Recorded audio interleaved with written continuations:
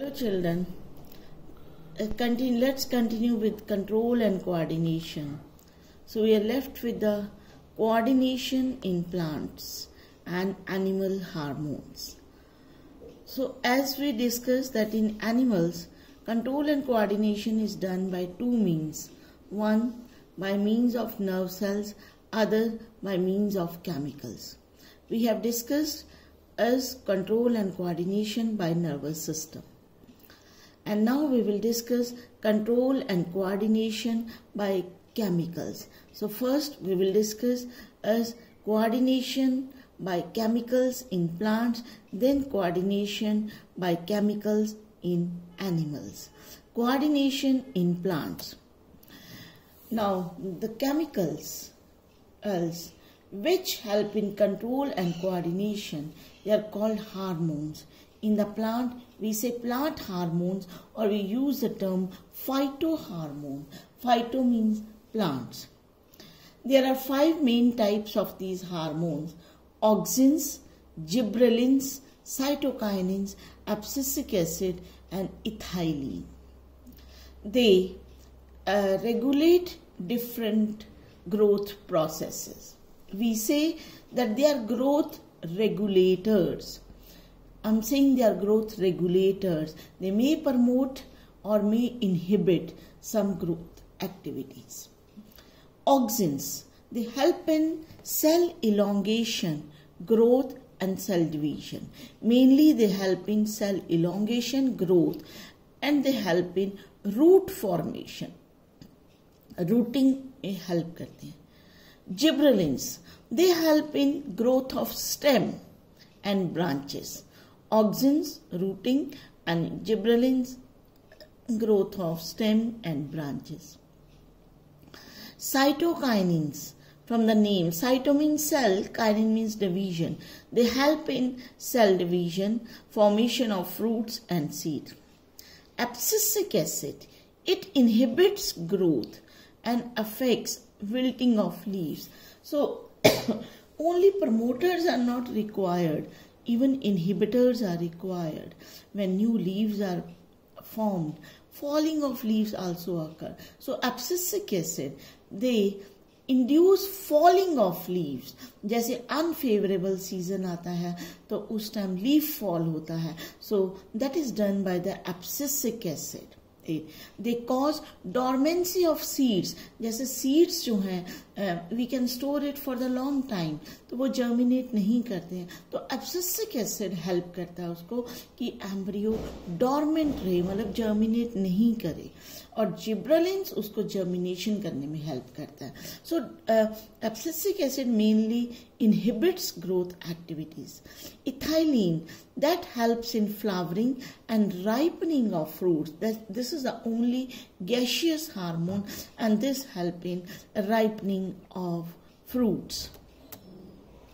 Now movements in the plants, हम उसको दो उसमें कर सकते हैं. One is the tropic movements, another is the nestic movements. So all these they are controlled by the hormones. तो हार्मोन्स के बीच में ये कहाँ आ गया मूवमेंट कि this growth that is also a type of movement, growth movement. तो मूवमेंट्स जो हैं they are tropic movements and nastic movement. मतलब अलग अलग कैटेगरीज हम कह सकते हैं. ट्रॉपिक मूवमेंट्स मीन्स कि they are directional movement. Tropic means towards, so they are towards or away from the stimulus. Stimulus उनको डायरेक्ट करता है, जिधर को स्टिमुलस होगा या उधर को मूवमेंट होगी या उसकी ऑपोजिट डायरेक्शन में. And this depends upon the growth. तो ये ग्रोथ मूवमेंट्स भी हम इसको कहते हैं tropic movement, and they are of different types. Phototropism, geotropism, chemotropism, and hydrotropism, etc. Photo means light, tropism towards. So when the movement of plants in response to light, if it is towards light, अगर light की तरफ grow करता है तो हम कहते हैं positively phototropic एक, और if it is away from the light then we say negative phototropic. जैसे हम देखते हैं bending of shoot towards light, it's always away, then it is positively phototropic. और जैसे root moves away from the light, then it is negatively phototropic. Then and geotropism. Geo means earth, gravity, soil. So tropism towards the movement of plant in response to gravity. So if it is towards gravity, it is positively geotropic. It is away from the gravity, then it is a negatively geotropic. For example, the growth of roots, that is the positively geotropic. And the growth of shoot away from the gravity, ऊपर की तरफ move करता है, that is negatively geotropic. Chemotropism, movement in response to chemical stimulus, chemicals की तरफ. So the best example of this is growth of the pollen tube towards the ovule. In the next slide we will see in the diagram. Then hydrotropism, movement of plants in response to water. तो हम देखते हैं कि plants की roots जो हैं towards water grow करती हैं. अगर हम plant से दूर भी कहीं पानी डालते हैं, थोड़ी देर आगे जाके पानी डालते हैं, तो roots उस तरफ को grow करती हैं towards water. So just see the phototropism, unidirectional light. Right, तो यहाँ एक ही तरफ से लाइट आ रही है, तो सारी की सारी स्टेम जो है it is bending towards light. Now this is positively phototropism, movement towards light. लेकिन in this is also growth movement. हमने कहा था कि ये ट्रॉपिक मूवमेंट ये ग्रोथ मूवमेंट भी होती है. So this how this bending occurs due to unequal growth. जैसे स्टेम के एक तरफ कम ग्रोथ होती है और एक तरफ ज्यादा ग्रोथ होती है, तो वो क्या होता है, कर्व हो जाता है, बेंड हो जाता है.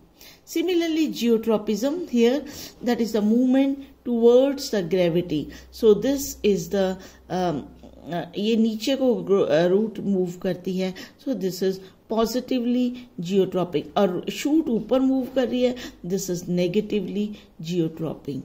That is the response towards the gravity. In the next slide we see chemotropism. तो pollen grains ऊपर आते हैं स्टिग्मा. दिस इज द ओपिस्टिल, जिसमें स्टिग्मा, स्टाइल एंड ओवरी तीन पार्ट होते हैं फ्लावर के पिस्टिल के. स्टिग्मा के ऊपर pollen grains आ गए, दे स्टार्ट germinate करते हैं, and then they form pollen tube that move through the style and then in the ovary, then reaches the egg cell. So this movement is chemotropic. It is towards chemical stimuli. Certain chemicals direct the growth of pollen tube towards the style and then in the ovary. So this is the example of chemotropism. Then growth movement जो हमने किया कि जैसे ये growth movement होती है where there is an increase in size. Then we see tendrils they are sensitive to touch.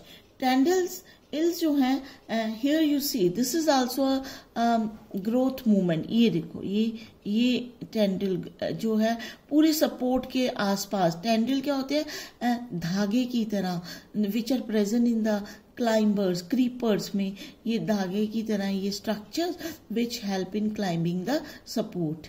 तो यहाँ देखते हैं कि जैसे ये सपोर्ट को बाइंड कर जाते हैं, तो जैसे ही ये टच करते हैं किसी भी सपोर्ट के, इनकी टिप टच करती है, तो क्या होता है, जो पार्ट कांटेक्ट में आता है सपोर्ट का, here you see it grow slowly. और जो अवे होता है, दूसरी तरफ वाला पार्ट जो होता है, बाहर वाला जो टच में नहीं होता, दिस ग्रो रैपिडली. ये भी क्यों होता है, due to the transfer of oxygen shift from this part to this part. यानी कि जो पार्ट टच में होता है वहां से दूसरे ऑपोजिट साइड पे चला जाता है.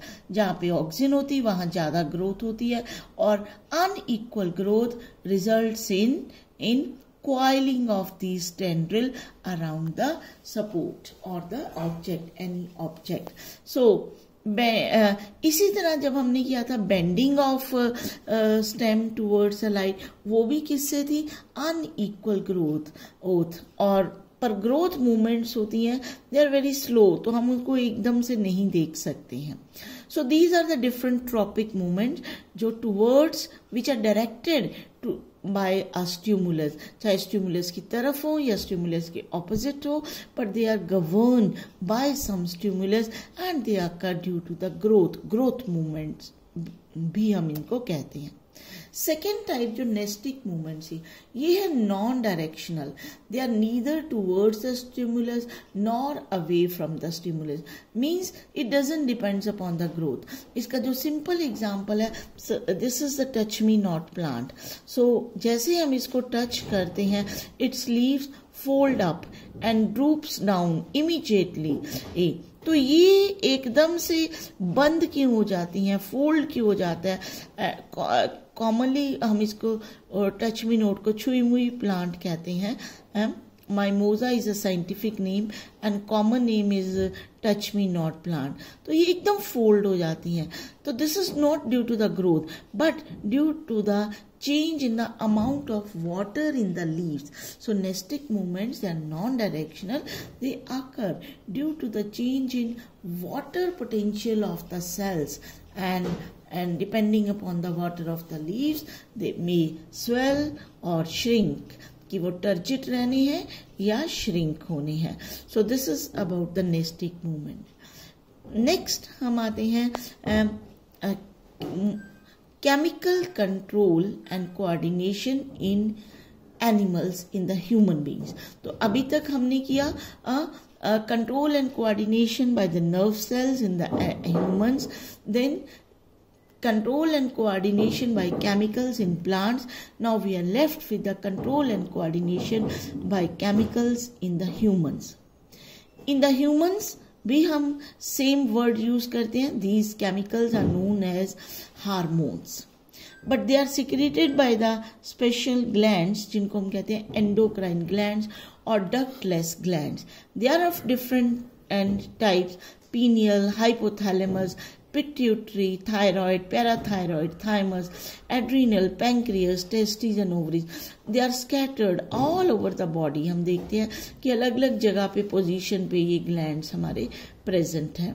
तो we will discuss a few example of these glands. Just see, first we can see its location. So see, this is the pineal and hypothalamus and pituitary. ये तीन ग्लैंड ऐसी हैं जो हमारे ब्रेन में ही हैं. Pineal, hypothalamus and pituitary. Thyroid gland हमारे neck region में है. पैराथायराइड बिल्कुल थायराइड के साथ ही होता है. Then thymus gland, this is present near the heart. ये this is present in the children and it is present in the up to the young stage. Then it start decreasing in size and then disappears. Adrenal gland just adjacent to renal means kidney के आसपास. तो ये common है males and females में. And then pancreas, ये तीन gland हमारे ऐसे हैं: pancreas, ovaries and testes, which are mixed gland or heterocrine gland. They are endocrine as well as exocrine. Means वो cells या गैमीट्स भी सिक्रीट करते हैं प्लस हार्मोन्स भी सिक्रीट करते हैं. और एंडोक्राइन होते हैं जो सिर्फ हार्मोन सिक्रीट करते हैं. तो ये हेट्रोक्राइन और मिक्स ग्लैंड है. पैंक्रियास, इसका एक पोर्शन हमने किया था डाइजेस्टिव सिस्टम में जो एंजाइम सिक्रीट करता है और एक पोर्शन ऐसा जो हार्मोन सिक्रीट करता है. Then ovaries in the females and testes in the males. So they also secrete hormones as well as form the gametes. We will take few examples of these functions of these glands. And when we are frightened or angry, the adrenal gland, they produce more adrenaline hormone. This is sent through the blood to the heart. तो वैसे भी जो endocrine gland का characteristic feature क्या है, their site of secretion and site of action they are different. Secrete कहीं और हो रहे हैं और उनका टारगेट ऑर्गन जहाँ पे उन्होंने एक्ट करना है वो दूसरी जगह पे है. तो एड्रीनल ग्लैंड्स जो हैं इनको हम ये हार्मोन एड्रीनलिन सिक्रीट करते हैं, and this is also known as emergency hormone. तो जब भी हमें कोई इमरजेंसी, हम डर जाते हैं, फ्राइटेंड हैं, एंग्री हैं, इमोशंस हैं कोई, so this is secreted to cope up with the body conditions. तो this increases the breathing rate. जैसे हम डर जाते हैं, एंग्री होते हैं, तो हमारा ब्रीदिंग रेट जो है एकदम फास्ट हो जाता है, हार्ट बीट फास्ट हो जाती है। Body needs rapid supply of oxygen and rapid disposal of carbon dioxide, right. So this prepare the body to either run away or fight with the enemy. Then thyroid gland. Thyroid gland secretes the hormone thyroxine, and this for this hormone thyroxine, iodine is required to produce thyroxine. Thyroxine controls metabolism of carbohydrates, fats and proteins, help in the growth of the body, and अगर deficiency हो जाए iodine की तो it results in a disease goiter. And then pituitary gland जो brain में present होता है, it produce growth hormone.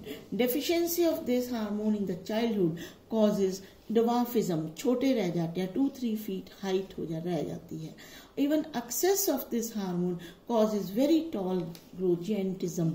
तो उसमें बहुत tall bones extraordinary long हो जाती हैं. Then pancreas that secretes the hormone insulin which controls sugar metabolism is. तो अगर इंसुलिन की डेफिशिएंसी हो, it results in the diabetes. Level of the sugar increases in the blood and sugar also comes in the urine. So a diabetic patient has to take insulin injections and regularly to control his blood sugar level.